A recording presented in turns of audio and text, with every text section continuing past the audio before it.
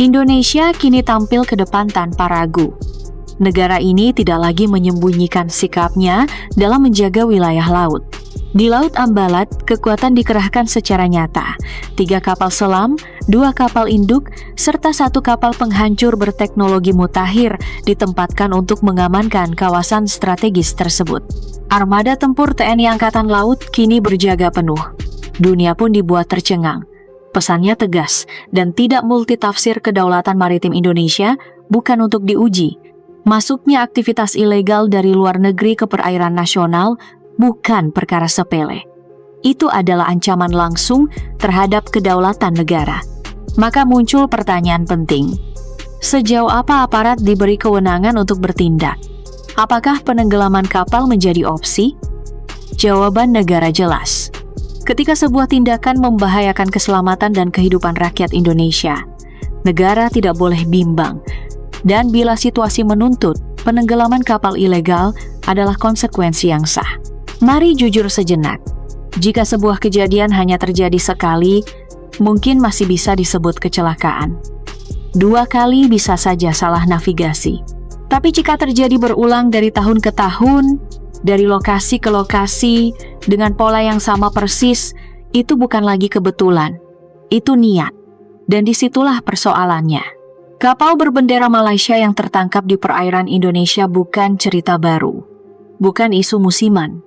Bukan pula drama yang dibesar-besarkan media. Ini data lapangan.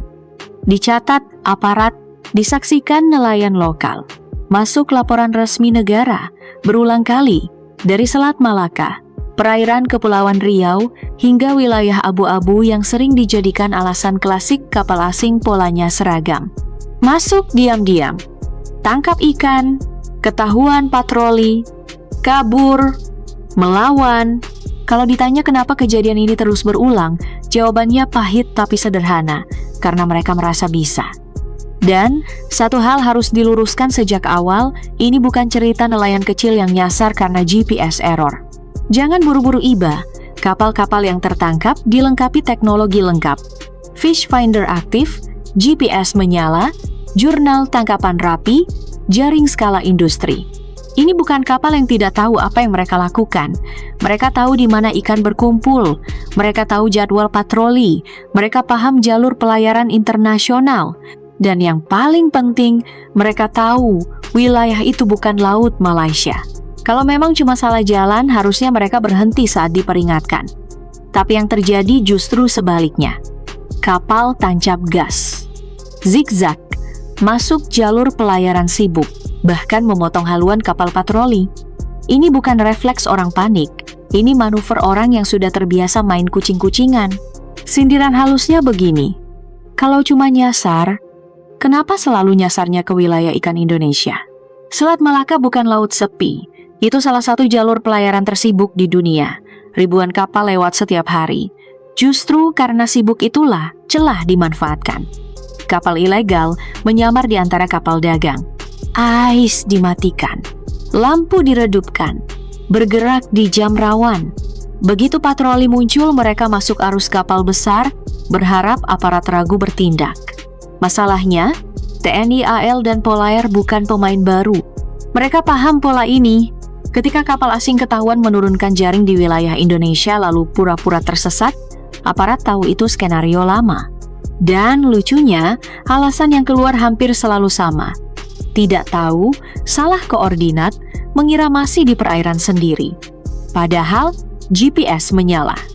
Fish Finder aktif. Jurnal tangkapan lengkap. Konsisten. Isu ini penting bukan karena sentimen nasionalisme semata, tapi karena datanya nyata dan berulang. Penangkapan kapal Malaysia bukan 1-2 unit. Dalam beberapa tahun terakhir, aparat Indonesia berkali-kali mengamankan kapal dengan bendera, modus, dan wilayah yang sama. Ini pola pelanggaran sistematis. Kalau sebuah negara membiarkan warganya terus melanggar batas lalu diam ketika ditangkap, wajar jika negara yang dirugikan mulai bersikap tegas. Bukan marah, tapi tegas. Indonesia bereaksi karena hak berdaulatnya dilanggar. Dan yang dicuri bukan cuma ikan. Setiap jaring yang ditarik kapal ilegal mengurangi hasil nelayan lokal, merusak ekosistem laut, menggerus penerimaan negara, dan menguji wibawa negara. Kalau dibiarkan, pesannya sederhana. Masuk saja, paling ditegur. Dan itu berbahaya. Negara yang diam bukan negara baik-baik. Negara yang diam sedang mengundang pelanggaran berikutnya.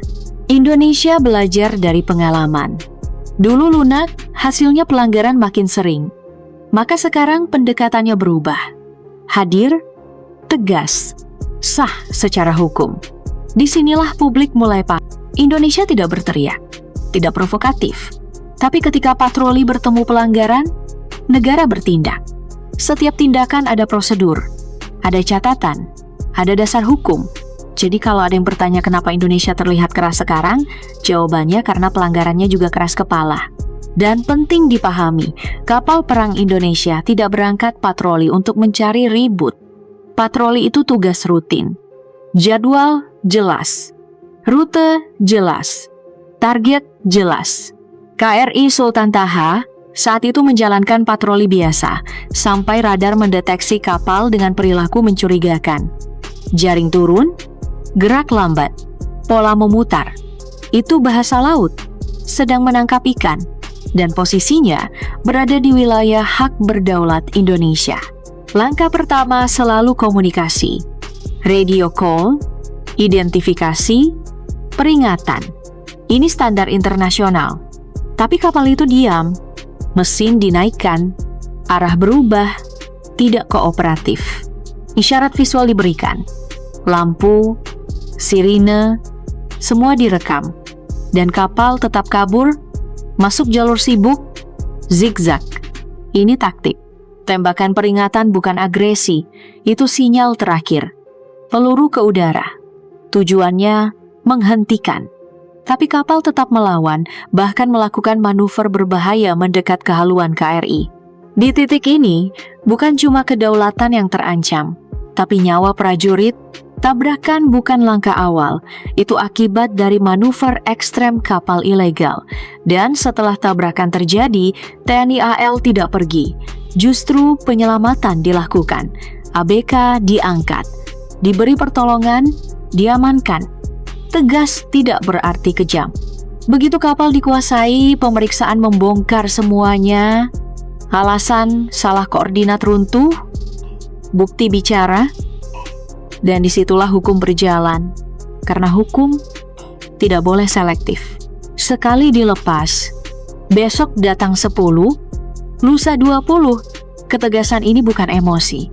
Ini keputusan negara. Fakta juga menunjukkan Laut Indonesia bukan cuma soal ikan, tapi jalur penyelundupan.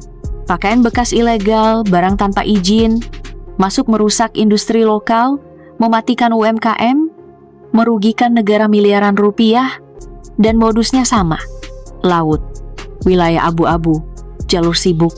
Indonesia tidak memusuhi negara manapun. Yang dilawan adalah tindakan ilegal. Siapapun pelakunya, hasilnya sama. Ditindak. Karena hukum tidak boleh dibedakan berdasarkan bendera. Di titik inilah semuanya menjadi jelas. Ketegasan lahir dari pengalaman panjang, dilanggar, diremehkan, lalu disalahkan ketika mulai tegas. Presiden Prabowo memahami satu hal, laut bukan sekadar garis biru di peta.